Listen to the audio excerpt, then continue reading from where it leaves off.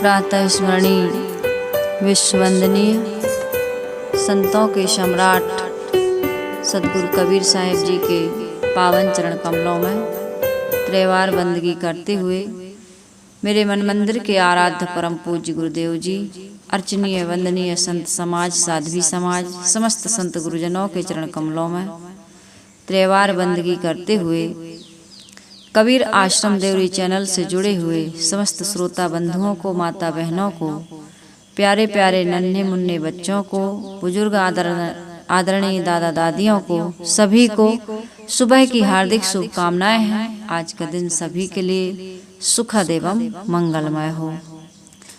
आइए सदगुरु कबीर साहिब जी का जो बीजक ग्रंथ रत्न है, इसकी आज रमेनी है 84 रमेनी है ही, तो आज हम 83वीं रमेनी पर पहुंच गए हैं। सदगुरु कबीर साहिब जी इस 83वीं रमेनी में बड़ी मार्मिक बात कहते हैं। राजनैतिक और आध्यात्मिक क्षत्रियत्व पर विचार कर रहे हैं सदगुरु कबीर साहिब जी। एक तो भौतिक स्तर पर क्षत्रिय होता है, समाज में हम देखते हैं, और एक साहिब यहाँ आध्यात्मिक स्तर पर क्षत्रिय की बात बता रहे हैं कि क्षत्रिय को अपने क्षत्रिय धर्म का कैसे निर्वाह करना चाहिए।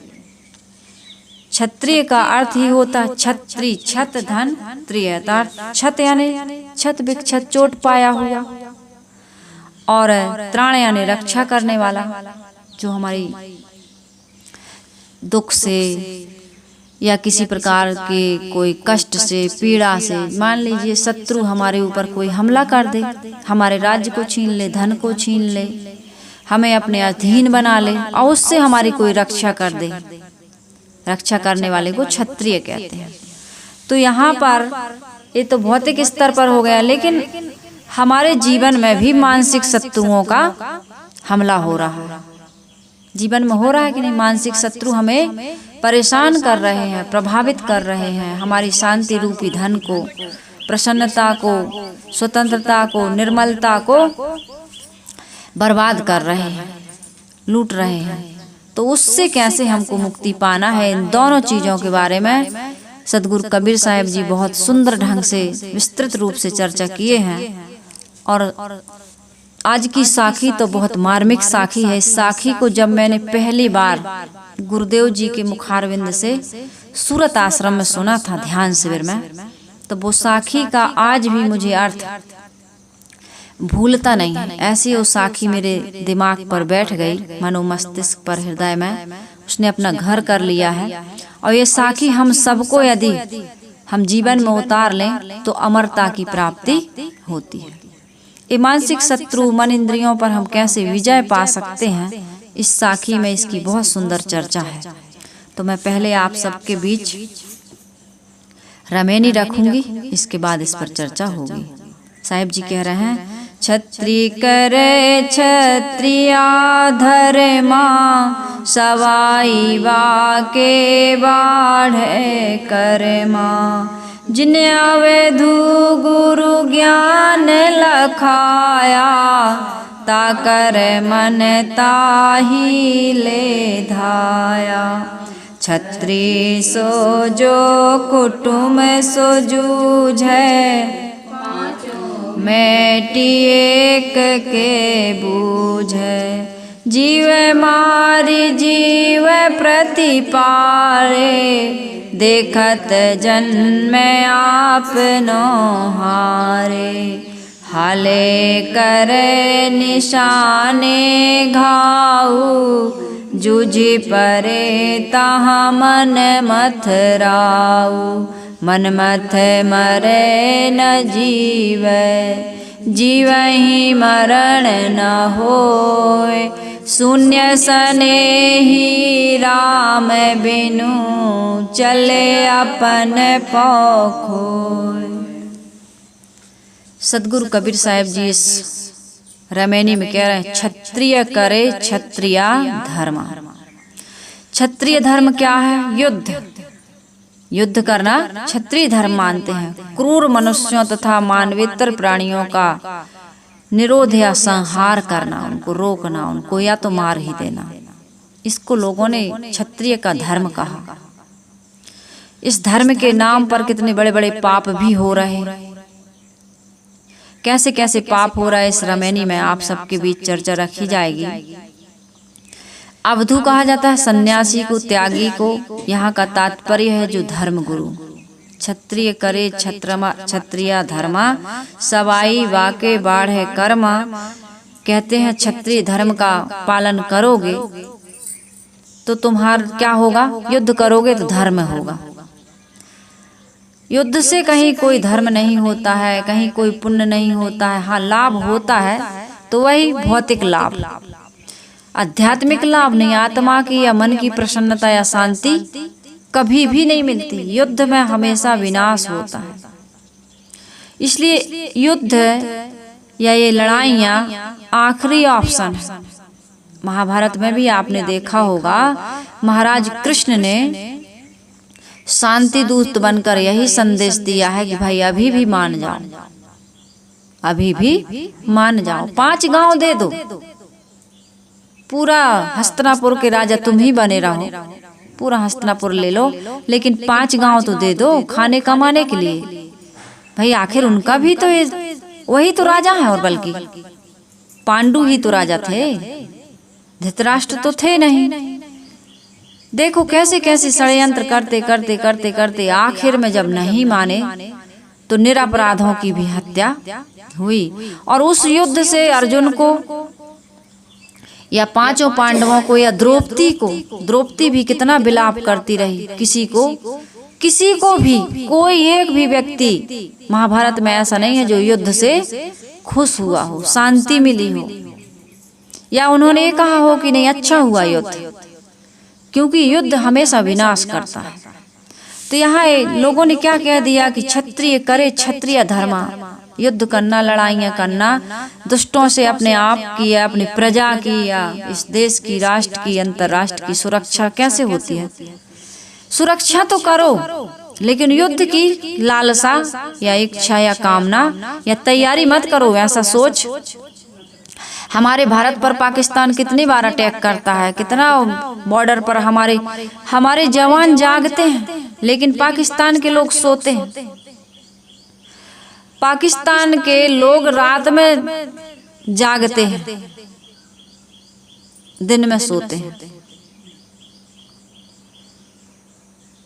और हमारे हिंदुस्तान की रात में और दिन में दोनों टाइम जाग करके ड्यूटी देते हैं, क्योंकि भारत से कोई अटैक नहीं करता उनको, लेकिन वो अटैक करते हैं। इसलिए भारत के लोगों को सतर्क रहना पड़ता है, सावधान रहना पड़ता है। तो सतर्क रहिए, सावधान रहिए, अपनी सुरक्षा की आप व्यवस्था करिए, लेकिन किसी पर अटैक करके। ये तो युद्ध की बात हो रही है, अभी थोड़ा सा मानसिक शत्रुओं के बारे में चर्चा होगी। हमारे जीवन की सुख शांति के लिए, कल्याण के लिए, जीवन के उद्धार के लिए चर्चा होगी। तो यहाँ ये मैं कह रही थी कि जिन अवधू गुरु ज्ञान लखाया, ता कर मन ताहि ले धाया। अवधू अर्थात सन्यासी, त्यागी। तात्पर्य धर्मगुरु। धर्मगुरु भी यही कह देते हैं। अब ये धर्मगुरुओं का युद्ध कराने में क्या लाभ है, इस पर चर्चा अभी करूंगी मैं। कुटुंब, ये हमारा कुटुंब हम सब जानते ही हैं, व्यवहारिक कुटुंब। लेकिन यहाँ इंद्रियां तथा काम, क्रोध, लोभ, मोह, मत्सर, ये सारे कुटुंब हैं। एक जीव, एक प्रतिपाले यानी एक जीव को कहा जा रहा है। हाले यानी शीघ्र, घाव यानी चोट, मनमथ। मैंने साखी कही ना, मनमथ मरे। मनमथ क्या है? जो मन को मत कर पैदा हो। मन को मत कर क्या पैदा होता है पता है? क्या पैदा होता है? ऐसी कौन सी चीज है जो हमारे मन को मथ देती है? ज्ञान भी मथता है, लेकिन आज तक हमको ज्ञान ने नहीं मथा। किसी ने कुछ ज्ञान दिया, उपदेश दिया, शिक्षा दी, हमारे मन को मथता है वो? बहुत कम लोगों को प्रभाव पड़ता है ज्ञान का। और जिनके जीवन में पड़ जाता है उनका जीवन सुधर जाता है, बदल जाता है। लेकिन यहाँ साधारणतः लोगों का मन किस चीज से मथा जा रहा है? काम, क्रोध, लोभ, मोह, ईर्ष्या, क्रोध, छल, दंभ, पाखंड। तो ये मन को मथने वाले जितने भी ये विकार है, ये मर जाएं।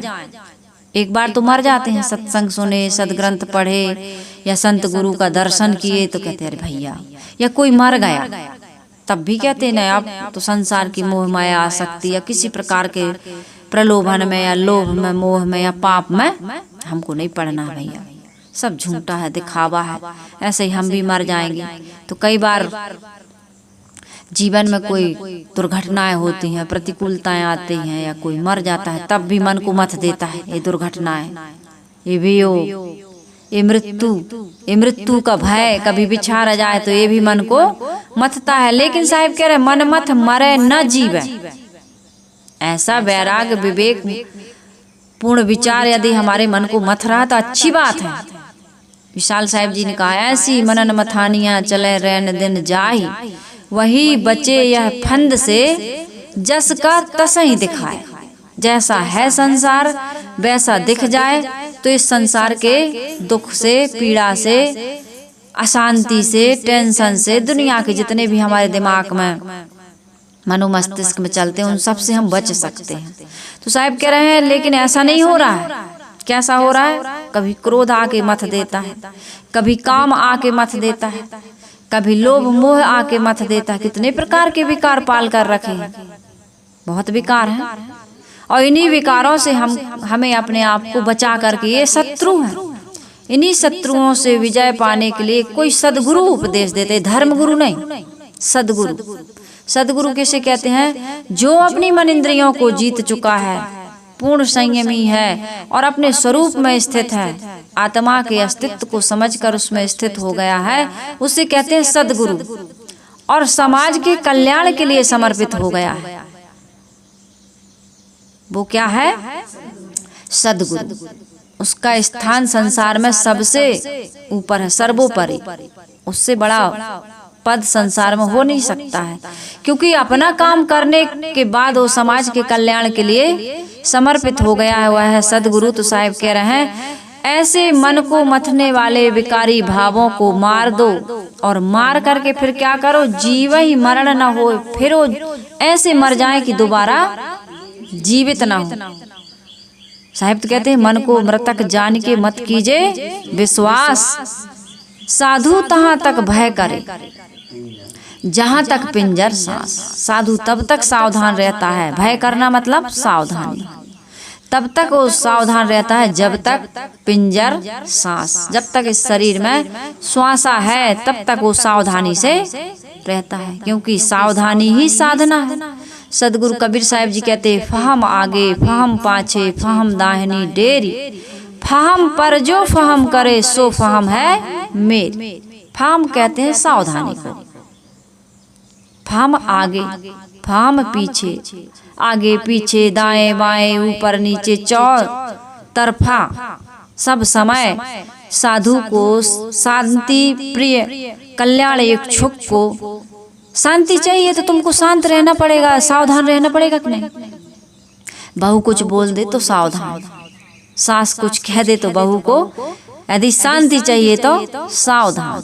शांति चाहिए नहीं, शांत रहिए, शांत रहना पड़ेगा। कहने वाले तो मिलते रहते हैं, कहने वालों की कदम कदम पर आपको कहने वाले, अब यहाँ से तुम सो के गई, खा के गई, कुछ काम नहीं करवाए, बढ़िया आराम करो, तुम्हारी तबीयत ठीक नहीं, लेकिन घर में 10 बातें सुननी पड़ी, रो चाहे गाओ।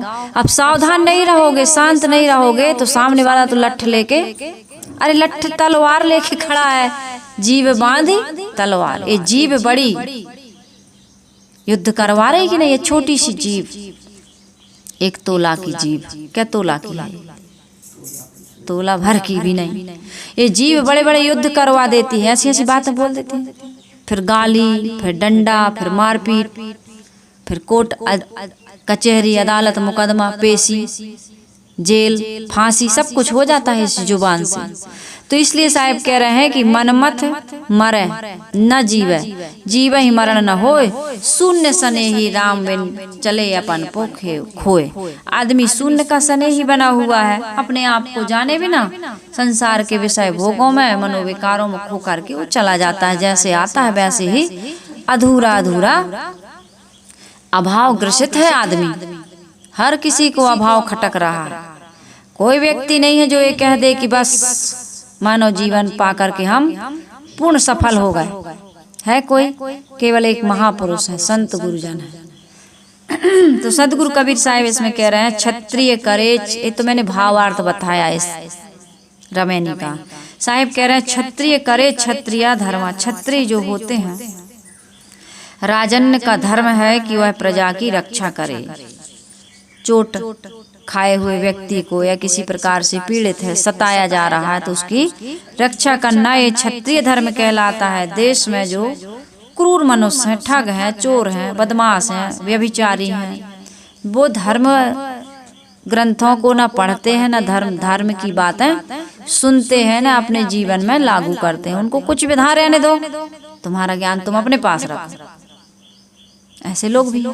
तो ऐसे लोगों के लिए क्या करना चाहिए? जो शास्त्र से नहीं मानते हैं, शास्त्र से, उनको क्या चाहिए? शस्त्र चाहिए। पहले तो आदमी को धर्म नीति न्याय की बात ही बताई जाती है कि देखो बेटा, देखो बेटी, देखो बहू, कोई भी हो, धर्म एक कहता है, धर्म से चलो, नीति से चलो, न्याय से चलो, तुम्हारे जीवन में दुख तकलीफ किसी प्रकार की पीड़ा नहीं आएगी, धर्म से चलो। लेकिन जब धर्म से नहीं मानता तो न्याय, दंड, विधान, कानून, इन सब से उसको, जैसे प्रकृति है हमारी, शरीर की प्रकृति, शरीर की प्रकृति क्या कहती है कि भाई ज्यादा मिर्च मसाला ना खाओ, अति न करो, अति सर्वत्र वर्जते, अति का भला न बोलना, अति की भली न चूप, अति का भला न बरसना, अति की भली न धूप।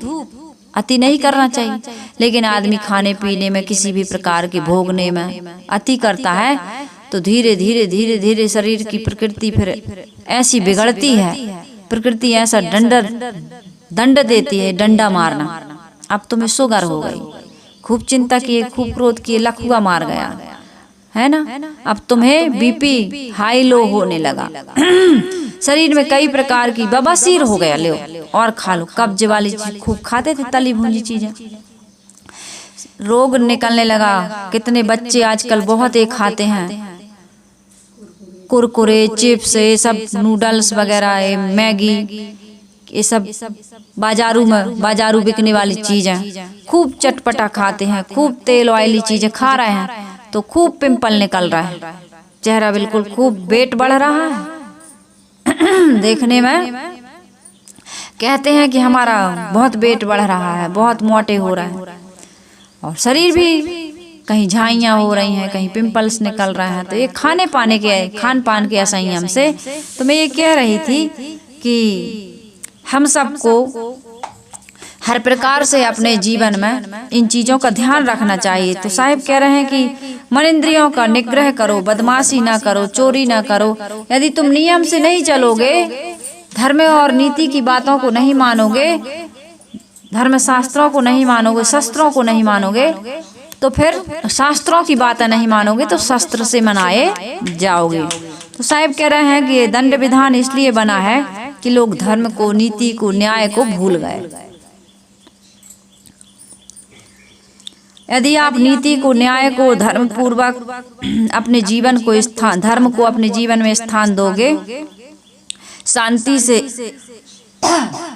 से समझौता करते रहोगे, तो ये युद्ध वगैरह, ये लड़ाई झगड़ा, घर घर में लड़ाइयाँ हो रही, इसकी बात यहाँ तो युद्ध की बात बताई जा रही है कि राजा को ये बताया गया है कि युद्ध करो। तो युद्ध करने से क्या होगा? उपर्युक्त कर्तव्यों को राजन्यों के मन में ऐसा दृढ़ाया गया है कि धर्म गुरुओं ने उन्हें उपदेश दे दिया कि यदि तुम युद्ध करते हो या शिकार खेलते हो तो यह तुम्हारा धर्म है। देखो, ऐसा करने से तुम्हें क्या मिलेगा? राज्य मिलेगा और स्वर्ग की प्राप्ति होगी। तो राज्य तो मिलता है, लेकिन स्वर्ग की प्राप्ति नहीं हो सकती।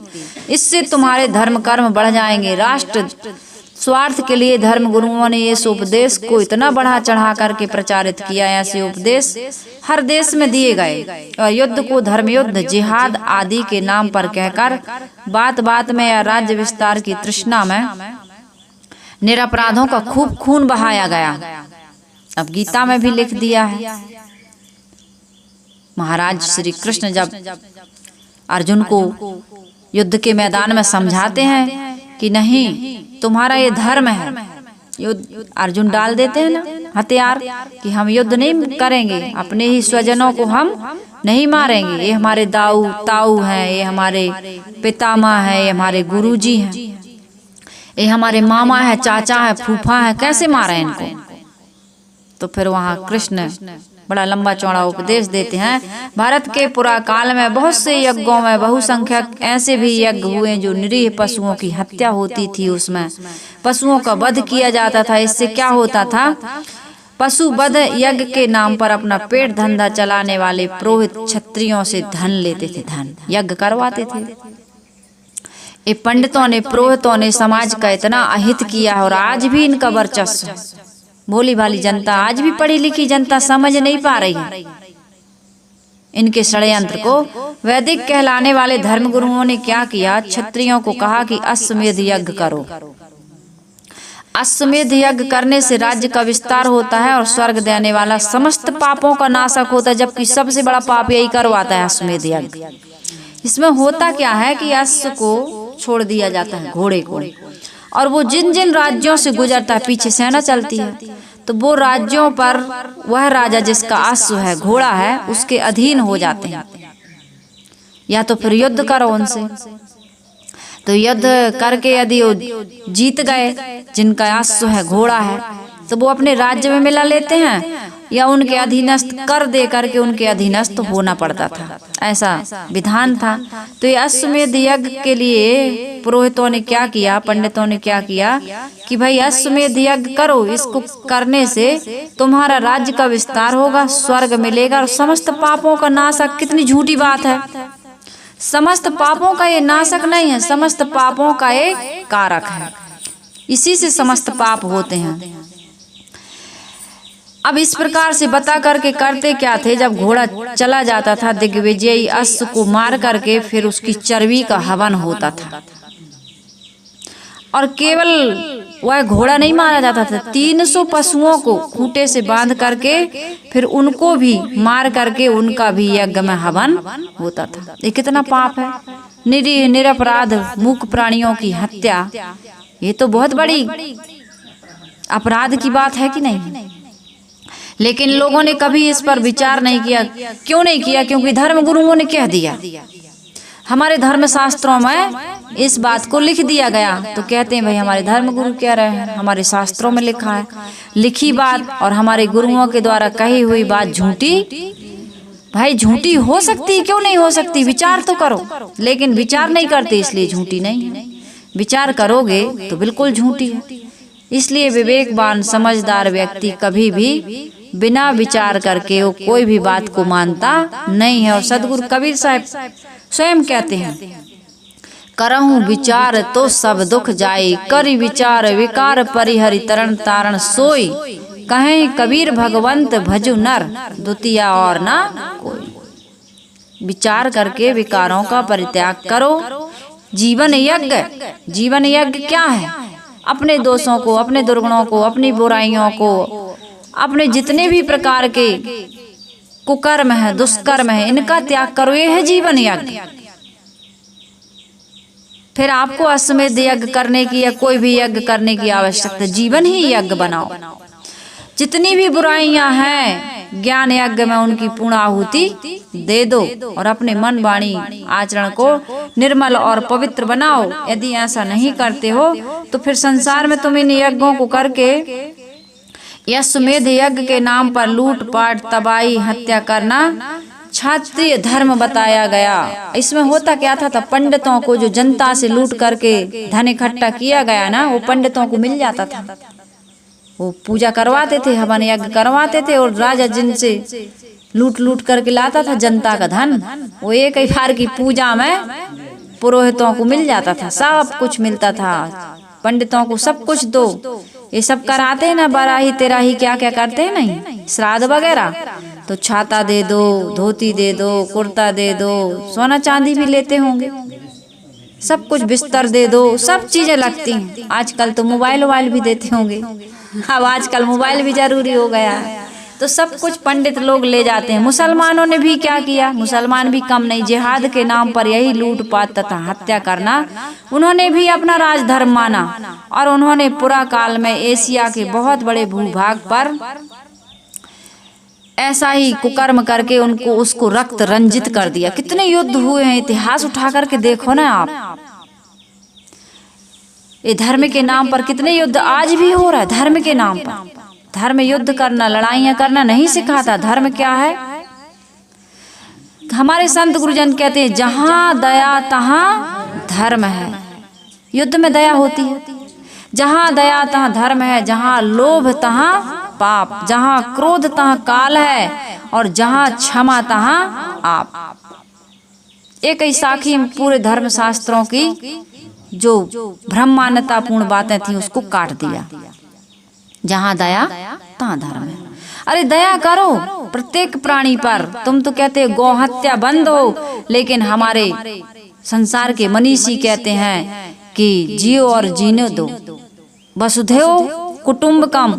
सदगुरु कबीर साहिब जी कहते हैं जीव मति मारो बापुरा, सबका एक है प्राण, हत्या कबहू न छूटी है जो कोटिन सुनो पुराण। कितना पुराण सुन लो, गंगा में नहा लो, नर्मदा मैया की जय जयकार मना लो। कहते जरूर है कि दूर ही से दर्शन नहीं, नाम लेने से एक जन्म के कि कितने जन्म के पाप कटते हैं, और दर्शन करने से 3 जन्म के, और स्नान करने से जन्म जन्म के। लिख दिया तो मान लिया, लिख देने से तुम मान लोगे। तो पत्नी ने तो लिख दिया था। मैं बार बार यही उदाहरण देती हूँ कि मैं तुम्हारे रहते राण हो गई, तो क्या तुम राण हो, तुम मर गए क्या? पत्नी तुम्हारी राण हो जाएगी। अब कहते हो नहीं भैया नहीं कहना मानते हो, देखो चिट्ठी में भी लिखा है। और हमारी पत्नी ने स्वयं हस्ताक्षर किए, उसने स्वयं लिखा, अंगूठा लगाया। बेचारी पढ़ी लिखी नहीं थी तो अंगूठा लगाया होगा, चिट्ठी पोस्ट की। तो ये बातें हैं। साहिब कह रहे हैं कि जहाँ दया तहाँ धर्म है, जहाँ लोभ तहाँ पाप। तुम्हारे अंदर लोभ है ना राज्य विस्तार का, तो तुम पाप कर रहे हो ना। किसी भी प्राणी को मारकर पुण्य नहीं होता, पाप ही होता है। हाँ, अत्याचारी को, लेकिन सदगुरु और संत जो होते वो मारने के लिए नहीं कहते। वो क्या कहते हैं? बुद्धि को बदल दो। अंगुली मार की बुद्धि बदल दी कि नहीं बदली? रत्नाकर डाकू की बुद्धि बदल दी कि नहीं बदल दी? कितनी वेश्याएं पवित्र जीवन जीने लगी, साध्वी बन गई, सन्यासिनी बन गई।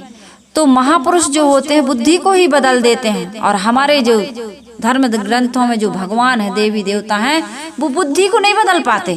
क्या करते हैं? सुदर्शन चक्र छोड़ देते हैं, त्रिशूल पीछे लग जाता है, त्रिशूल छोड़ देते हैं, धनुष बाण से मार देते हैं, भस्म ही कर देते हैं। ऐसे ऐसे भी संत, ऋषि मुनि तपस्वी हुए हैं, संत नहीं। गलती हो गई, संतों की तो ऐसी, वो संत नहीं है जो किसी को भस्म कर देता है। एक चुल्लू पानी मारे कि बस 60,000 बच्चे भस्म ही हो गए। बुद्धि परिवर्तन करो। बुद्धि परिवर्तन करने से क्या होगा? समाज का, देश का, राष्ट्र का परिवर्तन होगा। आदि ऐसा ना होता तो ये सत्संग क्यों हो रहा है? जगह जगह कथाएं क्यों होती हैं? प्रवचन क्यों होते हैं? ये मोबाइल पर क्यों अपलोड करके लोग डाल रहे हैं? भाई बुद्धि बदले आदमी की। बुद्धि बदल गया तो सब कुछ बदल गया। नहीं बदल जाता? नजरें बदली तो नजारे बदल गए, दृष्टिकोण बदल गया तो आदमी का काम भी सोचे से तो करता है, अच्छा और बुरा। आदमी का जैसा मन होता है, जैसा स्वभाव होता है, वैसा उसका काम होता है, संस्कार बन जाता है। तो बुद्धि को बदलने की बात इन धर्मगुरुओं ने नहीं कही। इन धर्मगुरुओं ने क्या कहा? मार दो, काट दो, ये धर्म है। यदि महाराज श्री कृष्ण अर्जुन को गीता का उपदेश दे करके युद्ध करने के लिए तैयार कर सकते हैं, तो महाराज श्री कृष्ण दुर्योधन को भी गीता का उपदेश दे सकते थे। उसी को पर क्यों सुनाया? वहां उतने सारे लोग हैं, लेकिन नहीं, तुम ही को सुनाएंगे, तुम ही सुन सकते हो।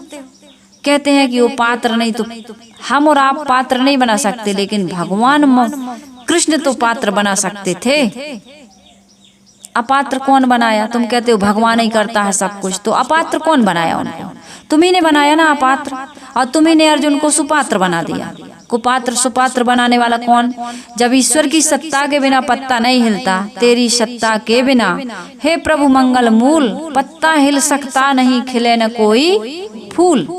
तो फिर उनको सुपात्र तुम ही ने बनाया और कुपात्र भी तुम ही ने बनाया। तो दोष किसको लगेगा? ईश्वर को लगेगा। दुर्योधन को या दुशासन को या धृतराष्ट्र को नहीं लग सकता। लेकिन विचार करते हो इन बातों पर? नहीं करते हो कभी। भाई सुपात्र कुपात्र किसने बनाया? बुद्धि किसने दी? बुद्धि को प्रेरित करने वाले तो हे महाराज कृष्ण तुम ही हो। तो फिर उनकी बुद्धि को अच्छी बनाओ। ये जो कुछ भी करवा रहे हो तुम ही तो करवा रहे हो संसार में। तुम्ही को अच्छा लग रहा है ये खेल? भगवान करवाता है ना। हम तो कठपुतली हैं, सूत्रधार हैं। तो फिर वो सूत्रधार को पकड़ के लाओ। कठपुतली को क्यों सजा दे रहे हो? वो तो बेचारी इशारों पर नाच रही है, जैसे जैसे ऊपर से नचाने वाला नचाता है। कठपुतली स्वतंत्र नहीं। तो इन बातों पर लोग विचार नहीं करते हैं और बस युद्ध करवाते रहते हैं, करते रहते हैं। महाभारत का जो युद्ध हुआ है इसमें अर्जुन को और धर्मराज को, द्रौपदी को, सभी को बड़ा मन में संताप हुआ, बड़ा दुख हुआ है कि अपने लोगों को मार करके अब हम किस पर राज्य करें। ये धन, ये संपत्ति, ये राज्य का विस्तार, ये हस्तिनापुर, ये सिंहासन अब काटने को दौड़ रहा है। मन में शांति नहीं है, आग जल रही है, पश्चाताप की आग जल रही है। हम अपने प्रियजनों को मार करके धन धान का इस राज्य का हम क्या करेंगे? अर्जुन ने वही तो कहा था कि वर्ण संकर दोष पैदा होगा। स्त्रियां जब हमारे कुल में, जब कुल का पूरा कुल का नाश हो गया कि नहीं हो गया, तो अब बच्चे कहाँ से पैदा होंगे? जितने भी पुरुष थे अधिकतम मारे गए थे। तो स्त्रियां पतिता होंगी कि नहीं होंगी? तो बहुत दोष होता है ये बाहर के युद्ध करने से। इसलिए बाहर के युद्धों की बात जहाँ तक गुरुदेव जी कहते हैं और समस्त संसार के समझदार लोग कहते हैं, संत महापुरुष ही नहीं समस्त विवेकी समझदार यही कहते हैं कि युद्ध से कोई रचनात्मक कार्य नहीं होता है। इसलिए जहाँ तक बन सके होना तो यही चाहिए कि हम अपनी शक्ति का सदुपयोग करें, समझाएं उनको और सही रास्ते पर लाने का प्रयास करें। युद्ध करना, ये लड़ाइयाँ करना, इससे जन और धन की हानि करना, इससे देश का, समाज का या राष्ट्र का हित नहीं होता है। इसलिए युद्ध कभी भी आदमी को नहीं करना चाहिए, चाहे मुसलमान शासक हो, चाहे हमारे हिंदू शासक हो। सभी ने इतिहास में इनका सबका जो जो इन्होंने किया है वो लिखा हुआ है। इतिहास पढ़ करके आप समझ सकते हैं कि हमारे देश का हो, चाहे राष्ट्र का हो, चाहे अंतरराष्ट्र का, नुकसान ही होता है। तो यहाँ पर युद्ध से अच्छा है कि हम मेल मिलाप, सौहार्दपूर्ण परिस्थितियाँ निर्मित करें, स्थितियाँ निर्मित करें और सबसे आपस में हिल मिल करके प्रेम से रहना सीखें। इससे हमारा और हमारे देश का और सभी देशों का विकास होगा। आगे सदगुरु कबीर साहब यहाँ पर आध्यात्मिक अर्थ यह बता रहे हैं क्षत्रियों के लिए कि क्षत्रिय तो वही है जो कुटुंब से जूझता है। कुटुंब क्या है? क्षत्रिय तो कुटुंब भी है 5। यहाँ 5 कुटुंब मिली जूझन लागे, बाजन बाजू घनेरे, रेहू मृगा संशय बना, ये सब आएगा इसमें, बीजक में आगे आगे आने वाला है। तो कुटुंबी 5 को मार करके सम्राट बनने वाला ये जीव, 5 मैट एक के बूझे। यहाँ कुटुंब क्या है? इंद्रियां हैं, विषय वासनाएं। इनको क्रमशः ऐसे भी गिनते हैं, आँख, नाक, कान, जीभ और चाम, है ना, त्वचा, चमड़ी। ये 5 ज्ञानेंद्रियां जो क्रमशः 5 विषयों का भोग करती हैं। शब्द, स्पर्श, रूप, रस, गंध, इन 5 विषयों के लिए सदैव ललायत रहती हैं। अपन अपन भोजन चाहें, 5 अधिक सवादी, संतो घर में झगड़ा भारी, सबके अंदर झगड़ा मचा हुआ है। तो यहाँ पर साहब ये कह रहे हैं कि जो इन 5 इंद्रियों को अपने बस में कर लेता है, मन को बस में कर लेता है, वही सच्चा सम्राट है। यदि हर व्यक्ति ये काम कर ले तो युद्ध हो ही ना। व्यक्ति यदि इस काम को कर ले, यही अपने मन इंद्रियों को न जीत पाने के कारण से ही कहते हैं एक गंदी मछली पूरे तालाब को गंदा कर देती है। एक आध दो या चार लोग समाज में बिगड़े हुए मस्तिष्क के होते हैं, लेकिन पूरे समाज को धीरे धीरे धीरे ऐसा विनाश कर देते हैं। और वहीं उसी को रोक लगाना जरूरी है। आज देखिए कोई पौधा उगता है, एक दो चुटकी, दो उंगलियों, मतलब एक चुटकी दो उंगलियों से आप ऐसे उखाड़ सकते हैं कि नहीं? लेकिन आपने ध्यान नहीं दिया, धीरे धीरे वो पौधा बड़ा हो गया और बड़ा होते होते एक विशाल वृक्ष बन गया। अब आप आरा से नहीं काट पाओगे, कुल्हाड़ी से तो बड़ी मेहनत करनी पड़ेगी, जेसीपी से जड़ें खुदवानी पड़ेंगी आपको। और जेसीपी लाना सबके बस की बात नहीं, पैसा चाहिए। मतलब ज्यादा में अभी दो एक चुटकी से उखाड़ सकते थे। तो जहाँ कहीं भी ऐसा लगे कि ये दूरदृष्टि वालों का, ये विवेकियों का काम होता है, वो पहले से ही समझ जाते हैं कि आज के 10-20 साल 100 साल बाद इसका परिणाम क्या आने वाला है। इसकी पढ़ाइयाँ होती है ना, पढ़ते हैं लोग IAS की तैयारी में, या ये जो इंजीनियर लोग जितने भी ये नक्शा बनाते हैं या रोड बनते हैं या कोई भी वस्तु या जो निर्माण होता है, वो पहले की सोच के बनाते हैं, ऐसे थोड़ी कि आज की अभी की वर्तमान की।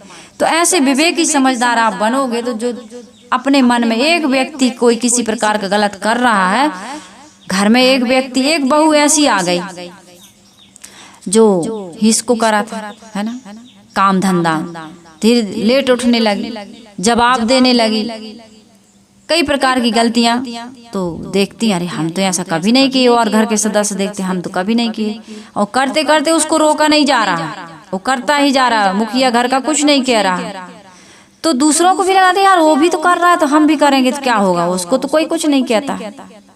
तो करते करते एक का प्रभाव अनेक पर पड़ता है, और फिर पढ़ते पढ़ते आदत बन जाती है, स्वभाव और संस्कार बन जाता है, फिर उस समाज का, उस घर का, परिवार का विघटन हो जाता है।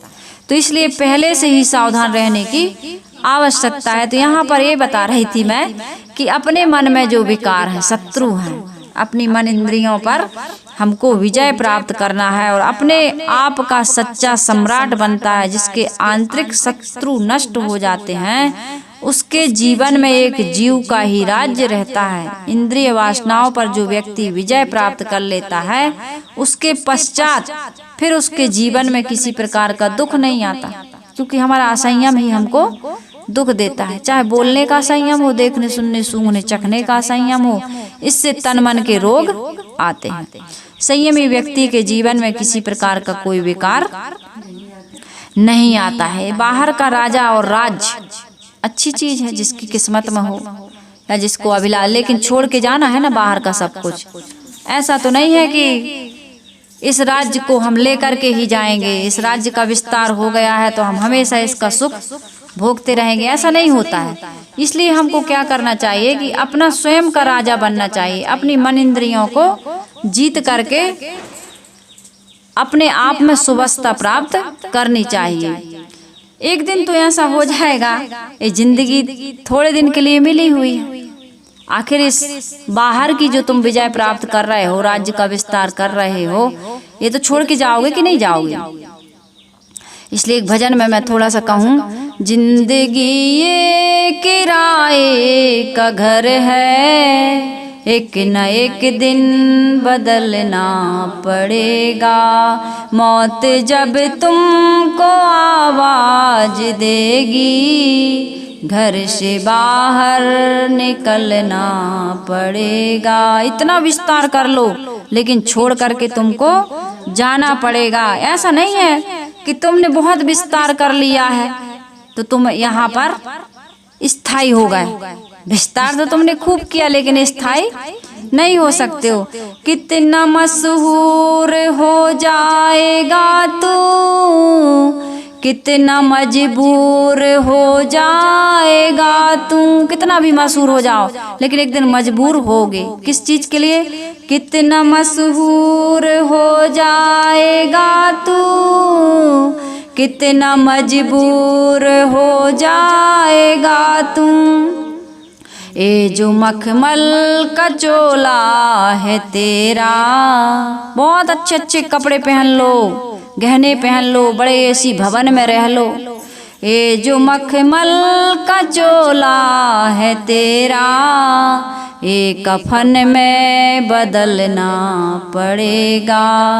जिंदगी ये किराए का घर है, एक न एक दिन बदलना पड़ेगा। मौत जब तुमको आवाज देगी, घर से बाहर निकलना पड़ेगा। इसलिए क्या करो, कर ले भक्ति से दिल की सफाई, छोड़ दे तू बुराई। गाओ, सभी लोग गाओ।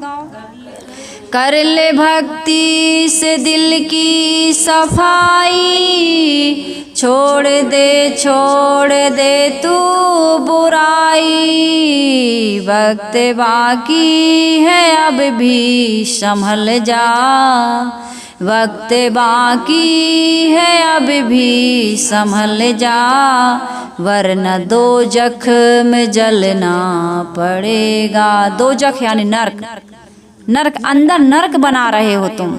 ये काम क्रोध ईर्षा लोभ मोह मद मत्सर नरक हैं। काम क्रोध मद लोभ नाथ नरक के पंथ, गोस्वामी जी ने भी कहा। ये मैं ही नहीं कह रही है ना, ये आप अनुभव करके देखिए। क्रोध आता है तो नरक आता है कि स्वर्ग? क्रोध आता है तो नरक की अनुभूति होती है कि स्वर्ग की अनुभूति। और यदि प्रेम आ जाए, भाईचारा जाए, सहयोग की भावना आ जाए, समता एकता की बात आ जाए, दूसरे के मान सम्मान के लिए हमारे मन में ऐसा भाव जग जाए तो कितनी प्रसन्नता। ये प्रसन्नता ही स्वर्ग है, और ये मन का विकारों में जलते रहना ही नरक है। ऐसी हो जाएगी तेरी हालत, काम आएगी दौलत न ताकत। सबके जीवन में आने वाला है अकंचनता, असमर्थता और अकेलापन। ऐसी हो जाएगी तेरी हालत, काम आएगी दौलत न ताकत। छोड़ कर अपनी ऊंची हवेली, तुमको बाहर निकलना पड़ेगा। जिंदगी ये किराए का घर है, एक न एक दिन बदलना पड़ेगा। ये मानव जीवन का बड़ा सुंदर प्लॉट मिला है आपको, प्लॉट मिला, इसमें रह रहे हो। बड़े सुंदर सुंदर ऐसी भवन है। मानव जीवन में जो चाहो, कल्प वृक्ष जैसा। कल्प वृक्ष कहा गया इसको, जो चाहो। एक व्यक्ति एक पेड़ के नीचे बैठा था, तो उसको इच्छा हुई कि यार थोड़ा थक गया हूँ, आराम कर लूँ।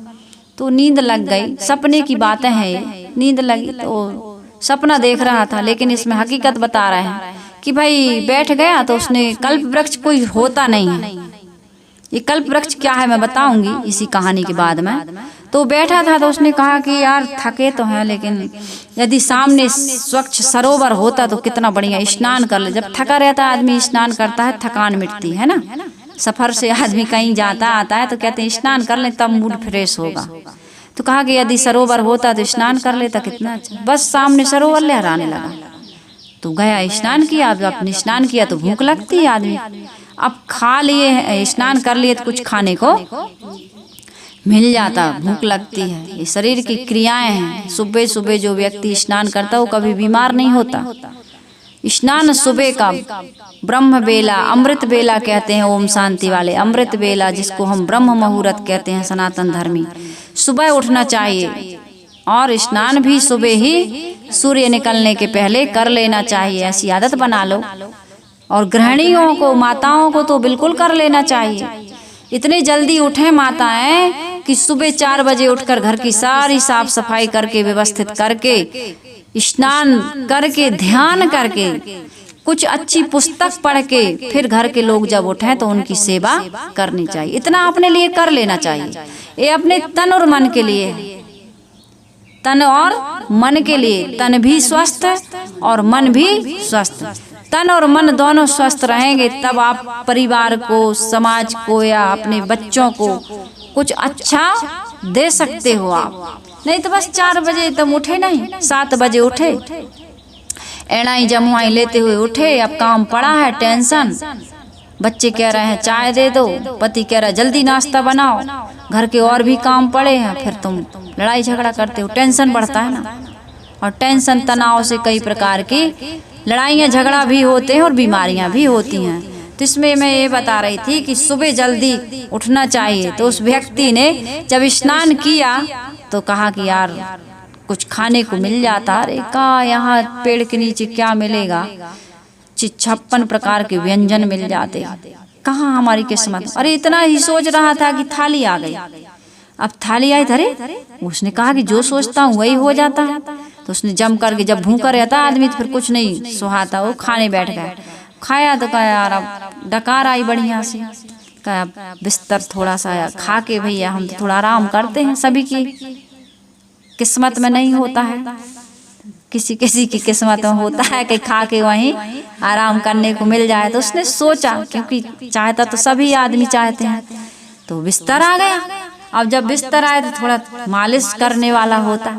अब देखो मन की इच्छाएं, तुम कहते हो मनोकामनाएं पूरी हो जाएंगी, सर्व मनोकामनाएं। अरे सर्व मनोकामनाएं पूरी करने का कोई व्यक्ति, कोई पंडित, कोई साधु संत झांसा दे रहे थे, महा धूर्त है वो। तुम्हारी सारी मनोकामनाएं पूरी हो नहीं सकती, और हो जाएंगी ना तो तुम्हारी क्या दुर्दशा होगी इस कहानी में सुनिए। तो उसने कहा कि आज कोई पैर दबाने वाला होता, थोड़ा मालिश, सिर की मालिश कर देता ठंडा ठंडा कूल कूल तेल से। तो इतने में सोच ही रहा था और बस एक स्त्री आ गई, पैर दबाने लगी। तो उसने देखा अरे स्त्री पैर दबा रही है, तब वो क्या सोच रहा है। अब देखो सोच सारी इच्छाएं पूरी हो जाएं। तो उसने कहा ये जिसकी स्त्री होगी, पत्नी होगी, जिसके घर की बेटी होगी, जो भी होगी, और उसको पता चलेगा तो मुझे कितना पीटेगा डंडे से, मेरे तो मार मार करके बिल्कुल अधमरा कर देगा। बस क्या था, सोचना था कि पड़ने लगे डंडे, कर दिया अधमरा। तो ऐसी इच्छाएं करता है आदमी। अरे मेरा यहाँ से एक्सीडेंट हो जाएगा, मैं यहाँ से मर जाऊंगा, यहाँ से जल जाऊंगा, फिर मेरा सब पड़ा रहेगा, संसार के लोग ऐसे कहेंगे। ऐसा भी तो सोचते हो कि नहीं सोचते हो, सोचते हो कि नहीं। तो ऐसा हो जाए, तुम कहते हो सारी मनोकामनाएं पूरी हो जाएंगी, ऐसा जल चढ़ाओ, ऐसा मंत्र जाओ। तुम मंत्र भी जपते हो और तुम पागल हो, तुम ये नहीं सोचते कि हम गलत भी सोचते हैं। कई की बहू बेटियों की इज्जत पर भी हमारी दृष्टि ध्यान, इसकी पत्नी कितनी सुंदर, इसकी बेटी गंदा गंदा भी सोचते हो। गुरुदेव जी कहते हैं एक कागज ले लो और पेन और लिखो तुम जो सोचते हो, 1 घंटे का ही, पूरे जीवन का नहीं, 1 घंटे का लिख लो। तुम बता नहीं पाओगे किसी को, ऐसा ऐसा सोचते हो। तुम कहते हो कि हम तो पंडित जी कहाँ गए थे, फलाने बाबा के यहाँ गए थे और उनने ये मंत्र दिया, हमारी सारी मनोकामनाएं पूरी हो जाएंगी। मर जाओगे, सारी मनोकामनाएं पूरी जी नहीं पाओगे। एक दिन के लिए यदि नियम कानून अर्थ व्यवस्थाएं ठप कर दी जाए कि चलो एक दिन तुम अपने मन का कर लो जो करना है, ये दुनिया जैसी दिख रही ना वैसी नहीं रहेगी। अच्छा नहीं होगा, इसमें बुरा ही बुरा अधिक होगा, क्योंकि आदमी के अंदर में अच्छे विचार कम और बुरे विचार ज्यादा है, यही दुख का कारण है। तो आज हमको क्या करना है, अच्छे विचारों को स्थान देना है। साहिब कह रहे मन मत मरे न जीवे, जीवहि मरण न होय, शून्य स्नेही राम बिन चले अपन पोख होए। मन मत मैंने बताया ना अभी, मन को मत देने वाले विकारी विचारों को यदि हम मार देते हैं तो फिर हमारा बार बार जन्म मरण नहीं होता। एक अर्थ ये भी है, एक तो अर्थ ये है कि फिर दोबारा न उठें, एक बार मन मर जाए, बुराइयों को हम एक बार त्याग दें तो दोबारा उसकी तरफ दृष्टि न जाए। ये तो साधना है, सावधानी है। लेकिन दूसरी बात यह है यदि ऐसी सावधानी हमारी बन जाती है तो फिर बार बार हमारा जन्म न मरना नहीं होता। जीव तो नहीं जन्मता मरता, लेकिन बार बार शरीर में जाता है ना, गर्भाग्नि में तपना पड़ता है, वहाँ गर्भ में बड़ी जीव को कष्ट होता है, वेदनाएं होती हैं।